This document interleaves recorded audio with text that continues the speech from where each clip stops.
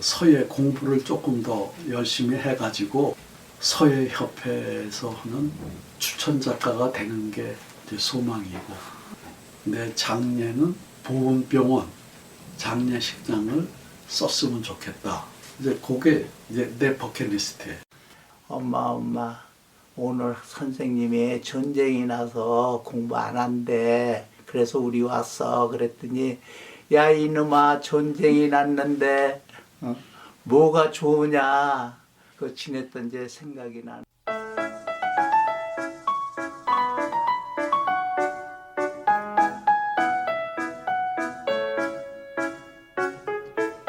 이웃사촌과 함께하는 마을 라디오.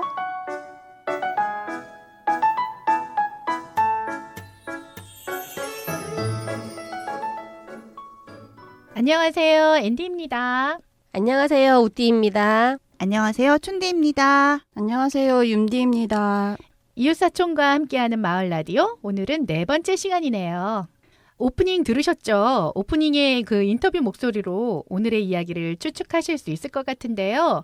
우리 지난 시간에 예고해드린 대로 보은복지타운 아파트 홀로동에 사시는 남자 어르신 두 분에 대한 이야기를 나눠보는 시간이에요. 네, 맞아요. 오늘은 우리 앤디님 말씀처럼 복지타운 홀로동에 거주하시는 남자 어르신 이건우 유명서 어르신의 이야기를 나눠보려고 합니다. 유명서 어르신은요, 제가 복지타운 아파트 처음 갔던 날 인터뷰 함께 하셨던 분이에요. 오프닝에서 이렇게 어르신 목소리 들으니까 반갑기도 하고 신기하기도 하고 하네요. 맞아요. 그 윤디님 처음 진짜 머리 올린 날? 맞아요. 네, 신입입니다. 처음으로. 네, 그렇죠. 그렇게 인사드렸던 그곳이죠. 네. 신입입니다 했더니 유명서 어르신이 되게 귀여워하셨어요.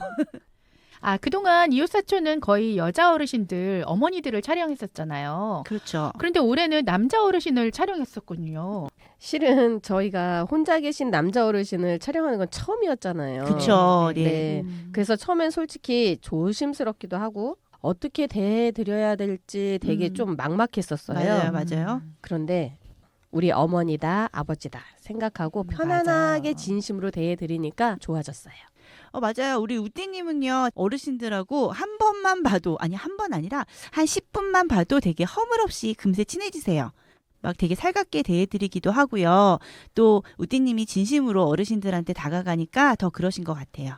짧다면 짧은 시간인데 어르신들이 저희에게 마음 열고 참 가까워진다는 느낌을 받았었어요. 그렇게 또 사랑을 주시니까 촬영이 다 끝난 후에도 우리 어르신들 생각이 진짜 많이 나죠.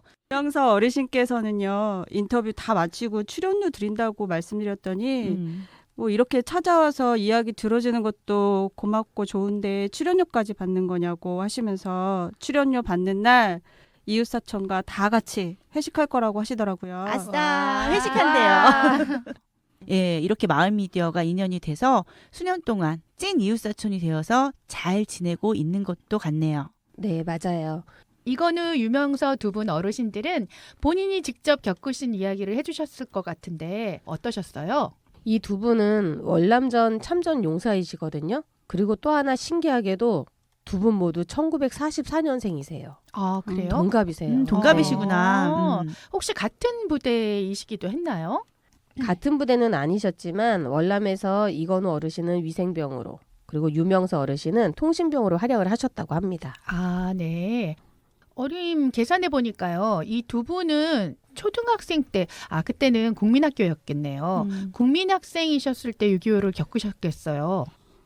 네, 맞아요. 어린 시절 겪었던 6.25 때 이야기도 들려주셨고요. 또 월남 파병 시절 이야기도 이제 저희한테 들려주셨는데 6.25 피난 시절에 이제 어르신께서 부모님이랑 헤어지게 되고 피난민 사이에서 또 누나랑도 헤어지게 되고 그런 이야기를 들을 때는 우띠님, 윤디님이랑 같이 눈물에 콧물에 다 빼면서 들었어요.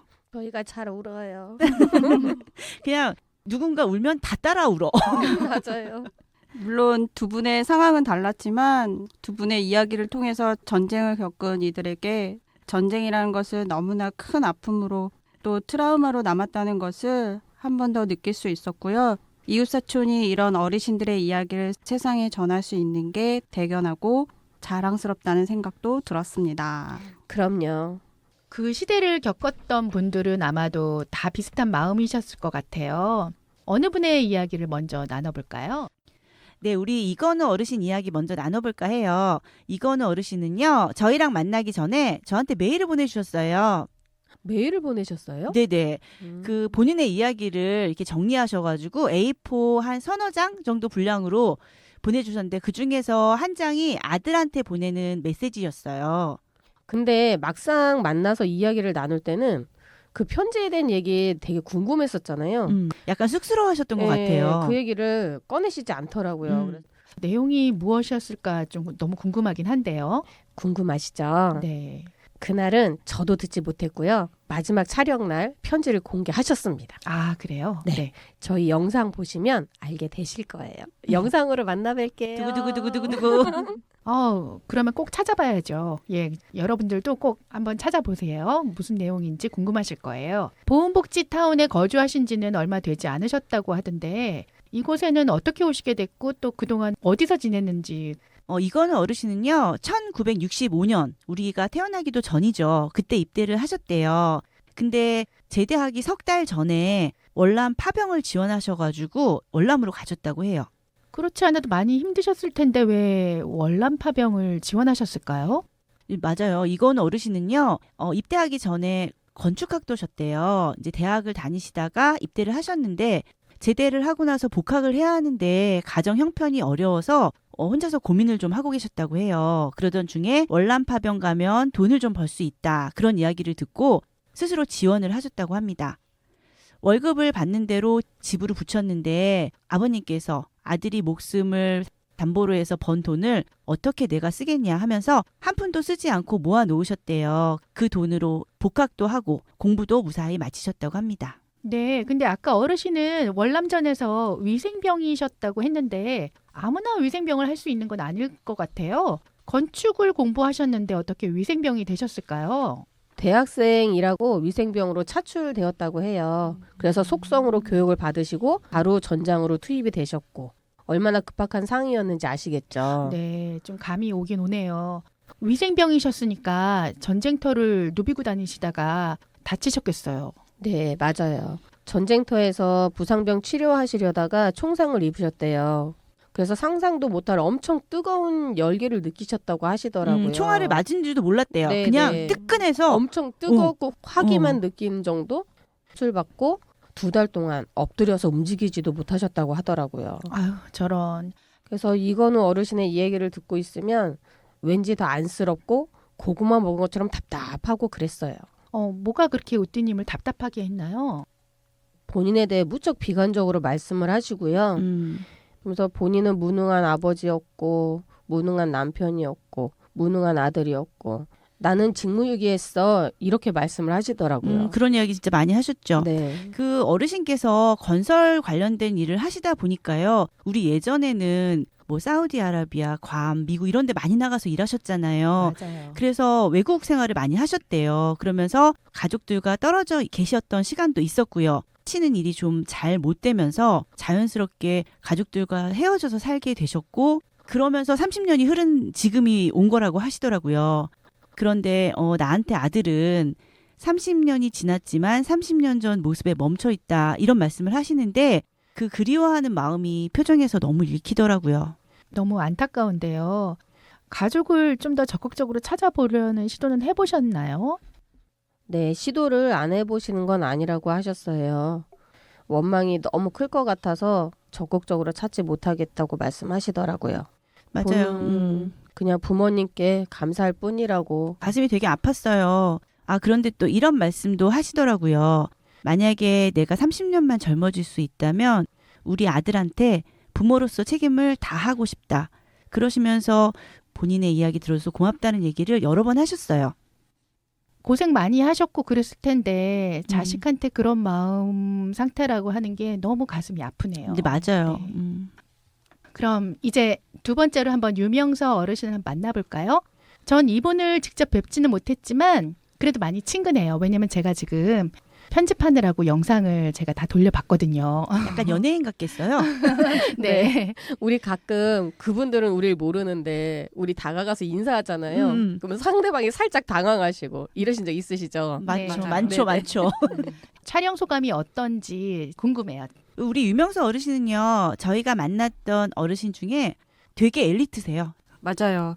본인의 사연을 아이패드에 기록하고 계시더라고요. 집은 또 얼마나 깨끗하고 들어가자마자 커피 향도 나고 너무 깜짝 놀랐어요, 진짜. 저도 영상 보면서 집이 굉장히 남자 어르신이 사시는데 되게 깔끔하다라는 느낌을 제가 가졌었어요. 먼지 한 톨이 없어요. 맞아요. 그렇죠. 네네. 아, 그거 생각나세요? 저희 갔는데 사과를 주셨어요. 이제 우리가 막 왔다 갔다 했더니 먼지 떨어진다고. 빨리 사과 먹고 움직이라고. 맞아요. 그런 습관이 계시니까 네네네네. 이렇게 집이 깨끗했군요. 네. 촬영본을 보니까 어르신께서 이렇게 머리에 파스도 붙이고 계시고 목 보호대도 하고 계시고 그러던데 어디가 많이 아프신 건가요? 사실은 지금 몸이 좀 많이 불편하세요. 그래서 저희가 이제 촬영 들어가기 전에 항상 사전 미팅 하잖아요. 어르신들하고 이야기도 나눠보고 처음 뵈러 갔는데 어르신 뵙고 야, 촬영 어렵겠구나 하는 생각이 좀 들었어요. 너무 아파 보이셔서. 맞아요. 그때 그랬어요. 저희를 맞으려고 이렇게 일어나시는데 엄청 버거워 보이셨어요. 이제 혼자 못 일어나시니까 네네. 침대 옆에 잡고 네네. 일어서는 봉이 있었죠. 맞아요. 네. 저 그래서 그거 물어봤잖아요. 이거 어디서 쓰는 거냐고. 사는 건지 아니면 빌리는 건지 막 물어봤잖아요. 근데 유명서 어르신은 어쩌시다가 그렇게 된 걸까요? 고엽제 많이 들어보셨죠? 고엽제 후유증이라고 하세요. 네, 들어는 봤죠. 들어는 봤는데 자세히는 잘 몰라요. 네, 그래서 제가 또 좀 조사를 해봤거든요. 고엽제는요, 다이옥신계 제초제인데 살포하면 몇 시간 만에 잎들이 타들어갈 만큼 독성이 강하다고 해요. 그래서 악마의 화학물질이라고도 불린다고 하는데요. 미국이 적군의 은신처인 숲을 고사시키기 위해서 사용한 맹독성 혼합 제초제라고 해요. 아, 너무 좀 그러네요. 네. 그렇게 위험한 물질을 유명서 어르신은 어떻게 접하시게 됐을까요?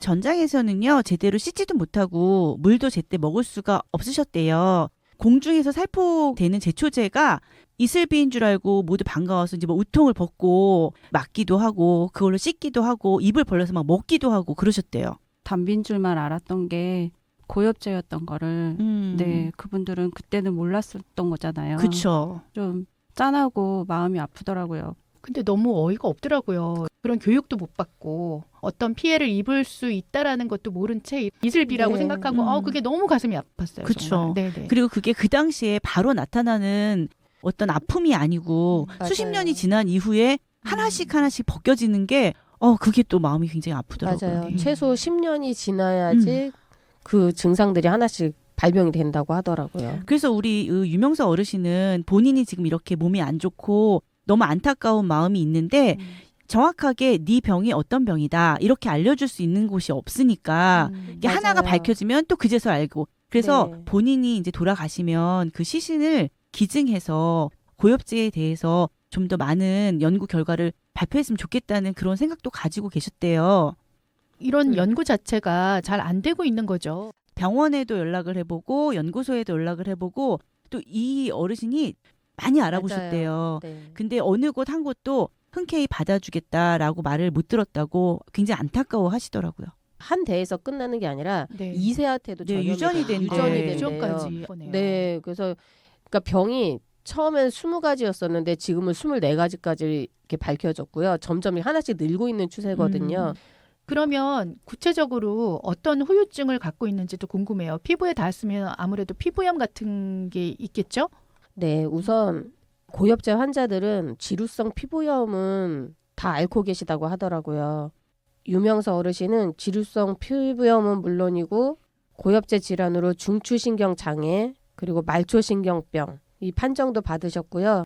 또 가장 최근에는 후종인대 고라증이라고 해서 인대가 뼈화돼 가는 거예요. 이게 딱딱하게 굳어지는. 예, 굳어지는. 그래서 한쪽이 점점 이렇게 마비되고 계시거든요. 큰 수술도 받으셨다고 하는데 네. 크게 차도를 못 보셨대요. 맞아요. 그 고엽제 질환으로 이렇게 거동도 자유롭지가 못하시고요. 또 굉장히 많이 아파하세요. 그러니까 진통제도 많이 드시고 그러니까 진통제를 드시다 보니까 또 위도 아프시고 소화도 잘 안 되시고 여기저기 굉장히 힘들어 하셨어요. 그래서 지금은 이제 반신욕 많이 하시면서 몸을 좀 따뜻하게 하면 그 고통이 좀 완화된다고 하세요. 사시사철 내복 입고 계시더라고요. 저는 감히 상상도 안 가요. 이 고엽제가 굉장히 위험하고 무서운 물질인데 고엽제 후유증 앓고 계시는 분들 굉장히 많을 거 아니에요. 네, 점점 늘고 있다고 합니다. 이거는 국가가 그분들을 위해서 책임지고 연구를 하고 또 치료를 해줘야 된다라고 생각을 해요. 맞아요. 내가 말한다고 믿어주는 게 아니라요. 증명하려면 중앙보훈병원에서 고엽제 후유증 신체 검사 이거를 받아서 판정을 받아야 인정을 해주고 과정을 겪어야 되더라고요. 제가 영상 보면서 또 새롭게 알게 된 게 있는데 네네. 이렇게 군복을 입고 계시더라고요. 맞아요. 네네. 군복 입고 인터뷰하셨어요. 근데 네. 그 군복을 입고 계시면서 군복에 대한 얘기를 하셨을 때 저는 이 군복이 우리한테는 수의야 이런 말씀을 하셔서 맞아요. 이건 무슨 얘기지? 이 얘기 좀 자세하게 들었으면 좋겠어요. 저희가 갔을 때 어르신께서 그러시더라고요. 난 촬영할 때 군복 입고 할 거야. 이러시는 거예요. 근데 우리 예전에 심룡이 예, 어르신. 심룡이 어르신도 여군이셨잖아요. 네. 근데 그 어머니도 군복 입고 하고 싶다고 하셔서 네, 군복 입고 그때 촬영을 했었는데 그 생각 나면서 군인이셨어가지고 이 군복에 대한 애착이 있으시구나 그냥 이렇게 생각했었죠. 네. 근데 얘기를 나누다 보니까 이 옷을 입고 봉사활동도 많이 하셨더라고요. 근데 마지막에 진짜 찡했죠. 우리는 수의를 별도로 하지 않고 이 옷이 우리에게는 맞아요. 수의야라고 얘기하시는데 소름이 쫙 끼쳤어요. 그죠. 저는. 네. 그럼 한 번 군인은 영원한 군인이다 뭐 이런 건가요? 그게 군인 정신인가 보네요. 네, 그런 것 같아요. 저희가 에피소드 4편에 걸쳐서 우리 보훈복지타운 어르신들의 이야기로 꾸며봤는데요. 그동안 느낌이 어떠셨어요? 저희가 한 번에 이렇게 여러 분을 촬영해 본 적이 없었잖아요. 근데 올해는 특별히 저희가 여러 분을 해봤는데 느끼는 건 다 똑같은 것 같아요. 좀 더 잘해드렸으면 좋겠고 그리고 많이 감사한 마음. 저는요, 그냥 막연하게 좀 약간 복지타운 아파트 하면 슬픈 생각이 되게 많았던 것 같은데 요번에 어르신들 만나서 인터뷰하면서 그런 생각이 조금 바뀌기도 했어요. 더 이상 저한테 보훈복지타운은 안타깝고 슬픈 곳만은 아니라는 생각이 들었어요. 사랑도 많고. 맞아요. 네, 그런 생각이 들어서 제 선입견이었는가 보다 하는 생각도 많이 했어요. 저도 그분들 이야기는 좀 가슴 아픈 이야기도 많았잖아요. 그래서 그 얘기 들을 때는 진짜 같이 눈물도 흘리고 막 이러면서 들었는데 그래도 결국에는 약간 희망적인 이야기 그런 이야기도 많이 들어서 네, 기분 좋게 촬영을 마쳤던 것 같아서 뜻깊은 시간이었던 것 같아요. 이번에 촬영하신 분들은 고마운 마음이 아주 컸던 것 같아요. 네, 그죠? 맞아요. 보훈복지타운을 너무 고마운 곳이라고 표현을 많이 해주셨어요. 그리고 지금 이제 생활하고 계시는 거에도 굉장히 만족하셨고 이웃사촌에도 만족하셨어요. 표창장 받았잖아요. 표창장 주고 싶다고. 네네. 이웃 천사님이란 말도 들었어요. 그래서 오래들 사시나 봐요. 그런 것 같아요. 그런 감사하는 네. 마음을 갖고 사시니까 맞아요. 진짜 고령의 나이이신데도 아픈 데는 있으시지만 그래도 건강하신 편인 것 같아요. 정신이 건강하신 거죠. 네네. 네. 당신들의 이야기를 이렇게 들어주고 기록으로 남겨줘서 너무 고맙다고 이렇게 몇 번이고 말씀하시는 어르신들 우리가 정말 잊지 말아야 하는 분들인데 오히려 고맙다고 하시니까 정말 몸둘 바를 모르겠습니다. 고생하셨고 희생하셨던 그 마음들을 우리는 다는 알지 못하지만 함께했던 순간만큼은 정말 잊지 않으려고 합니다. 누군가를 위해서 희생하셨던 모든 분들께 감사드리면서 오늘 이만 마칠까 합니다. 여러분 5번째 에피소드에서 우리 만나요. 안녕. 본 콘텐츠는 수원시와 수원문화재단, 수원미디어센터의 지원 사업을 통해 이웃사촌이 제작하였습니다.